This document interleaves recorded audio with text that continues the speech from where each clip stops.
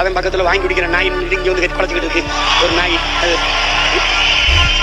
அவனுக்கு நான் பேசுவது வேடிக்கையா இருக்கிறது, வேடிக்கை காட்டினவன் தலைவனா தெரியும். ஒன்றும் பண்றது இல்லை, ஒன்றும் பண்றது இல்லை. அவர்களுக்கு தேவை கருத்தால வெறும் கவர்ச்சி, கவர்ச்சி. யாரு வேட்பாளர்னு தெரியாது, என்ன சொல்றான்னு தெரியாது, அவன் வேலை செஞ்சாலும் தெரியாது. எதுக்கு போடுறோம் ஏன் போடுறோம்னு போட்டு கடைசியா வென்றவர் இவர் தான் வேட்பாளரா? விளங்கிரும்டா நாடு, டே விளங்கிரும்டா. இதுக்கு Marx, Lenin, Engels, Ingersoll, Socrates, Plato, Aristotle, புத்தன், Phule, Ambedkar, Fidel Castro, Che Guevara, Bhagat Singh, Valluvan, Kamban, Kabilan, Ilango எல்லாம் பாரதி, பாரதிதாசன், பெருஞ்சித்திரனார். ஒரு இளவந்தவில்லை, ஒரு இளவந்தவில்லை. பேசியாச்சு பேசியாச்சு, இனி பேசுறதுக்கு ஒண்ணுமில்லாத அளவுக்கு பேசியாச்சு. காத்து, கடல், மலை, மரம், செடி, ஒடி, ஆடு, மாடு எல்லாம் பேசியாச்சு. உனக்கு நக்கலாவும் நகைச்சுவாயிருக்கல, ஒரு நாள் நீ என்னை தேடுவ, என்னை தேடுவ. நீ கஷ்டம் வரும்போதான கோயிலுக்கு போவ, ஒரு நாள் என் கோயிலுக்கு நீ வருவ, நீ வருவ, நீ என்கிட்ட வருவ. நீ எதுவும் மாறாது, எதுவும் மாறாது. மாற்றுவதற்கு என்னையும் என் பிள்ளைகளையும் தவிர எவனாலும் முடியாது. எந்த பிரச்சனைக்கும் வேறும் தெரியாது, தீர்வும் தெரியாது. வந்துக்கிட்டு 10 லட்சம் கோடி கடன் இருக்குது, அது தெரியாம தான் முதலமைச்சர் வேட்பாளரை போட்டிட்டீல. நல்ல வேலை என்னைய தோக்கடிச்சு உள்ள வரவிடாம விட்டான். நான் உள்ள போய் இருந்த நல்வாய்ப்பா தப்பிச்சு போயிட்டு எல்லாரும். ஒரு 5-6 பேரோட உள்ள வந்திருந்தேன், மொத்த பேரும் வெளியில தான் இருக்கணும். ஏதோ என் மக்கள் என் மேல பாம்பாத்து விட்டாங்களா இல்ல உங்க மேல பாம்பாத்து போட்டாங்களா ஒன்றும் தெரியல. ஏன்னா கோயிலுக்கு 10 லட்சம் கோடி கடன். நானும் பாட்டா பாடினேன், 10 லட்சம் கோடி கடல்ல நாடு, இதுல இலவசம் வேற பெருவுக்க கேடு. தெரு தெருவா ஊர் ஊரா பேசுங்க. முதலமைச்சர் ஆன பிறகுதான் அவருக்கு தெரியுது 10 லட்சம் கோடி கடன் இருக்குன்னு. ஐய அப்படியா? 10 லட்சம் கடனா? கடன் 10 லட்சம் கோடி இருக்குது. இந்த இலவசங்களை கொடுக்க முடியாது. 1 லட்சம் கோடி ஏற்கனவே வட்டி, பட்ஜெட்டே 3 லட்சம் கோடி தான், வட்டியே 1 லட்சம் கோடி போகுது. நீங்க சொல்ற அறிவிப்பு இதெல்லாம் செயல்படுத்த இன்னும் 10 லட்சம் கோடி கடன் வாங்க வேண்டும். அப்ப மொத்த பட்ஜெட்டை வட்டியை கட்டிட்டு ரொட்டியை திண்டு தெரிய வேண்டியதான் நான் சொன்னேன். நீங்க கேட்கல. அப்ப நீங்க என்ன பண்ணீங்க? கொடுக்க முடியாது என்று வெற்று வாக்குறுதிகளை கொடுப்பதுதான் மக்கள் துரோகம், மக்கள் விரோதம், ஏமாற்று. நாங்கள் உண்மையை சொன்னோம், தோற்று போனோம், மேன்மையாக கருதுகிறோம். நான் தர மாட்டேன், கொடுக்க முடியாதுன்னு சொன்னேன்.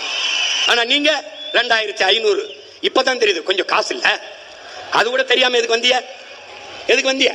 6 சிலிண்டர் எப்படி கொடுக்குறீங்க நான் பார்க்க தானே போறேன். எப்படி கொடுக்குறீங்க? ஒருவேளை நீங்க போரிட்டு ஈரானையே கைப்பற்றினாத்தான். பிரபாகரன் மகண்டாவே, நம்மாழ்வார் மகண்டா, நீ கொடு, நான் மாட்டு சாணத்திலிருந்து சிலிண்டர் தயாரிச்சு என் பிள்ளைகள் கொடுக்குறேன் என்பது. கொஞ்ச நாளுக்கு அரிசி இல்லைன்னு வருவான். எந்த போராட்டத்துக்கு என்னை கூப்பிடாது, வரமாட்டேன்.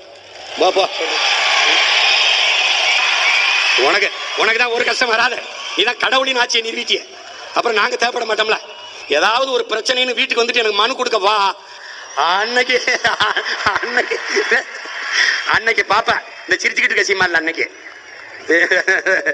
சேட்டை உனக்கு என்ன சொல்ற ஏது சொல்றன்னு கேட்கறது இல்ல. படிச்ச இளைஞர்களுக்கு 4000, இடைநிறுத்தத்துக்கு 15000, கல்வி கடன் 20 லட்சம். எங்கிருந்து ராஜா? எங்கிருந்து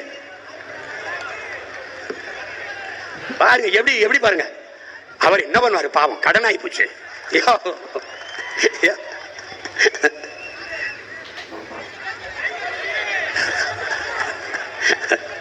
வரும் தாய்மாமன் வரும். நீ பொண்ணு பார்த்துட்டு காத்துரு, தாலிக்கு தங்க வரும் தாய்மாமன் சீர் வரும். இது ஒரு கேவலம்டா, இது ஒரு கேவலம். ஆனா நான் நிறைய பாடம் நடத்தினேன். எனக்கு என் மக்கள் நடத்தின பாடம் இருக்குல்ல, படிக்க முடியல, திணறிட்டேன். மக்கள் ஒருபோதும் அறிவு தலைமையை தேட மாட்டார்கள், கவர்ச்சியை நோக்கித்தான் ஓடுவார்கள். கவர்ச்சியால் உருவாக்கப்பட்ட சமூகம் ஒருபோதும் அறிவு சமூகத்தை படைக்காது. உன் பேத்தி ஒரு குவார்டர் கேக்கு வாங்கி கொடுப்பியா? ஏது பேத்தி சொல்லிச்சு போட்டேன், பேரன் சொன்னா போட்டேன். ஜனநாயகம்ங்கிறது எவ்வளவு வேடிக்கையானதா இருக்கு பார்த்துக்க. நான் பாட்டுக்கு படம் எடுத்து ஏதோ வருஷத்துக்கு ஒரு 2 படத்தை எடுத்து முடிஞ்சு நடிச்சு படத்துட்டு இருந்திருப்பேன்.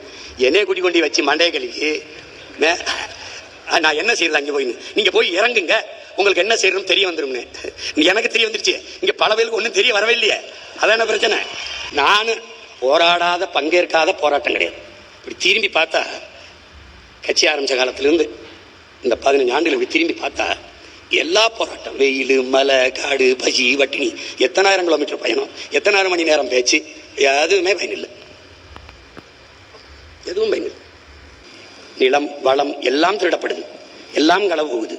அதே மீத்தேன் எடுப்பாக மறுபடியும் ஸ்டெர்லைட் திறக்க வாய்ப்பு இருக்குது. அடியில் அகர்வால் நேரடியாக வாழ்த்து போடுறானே, என்ன பெரிய தமையனா சின்ன தமையனா, அவன் எதுக்கு வாழ்த்து போடுறான்? அந்த நிமல ராஜபக்சே வாழ்த்து சொல்றான்.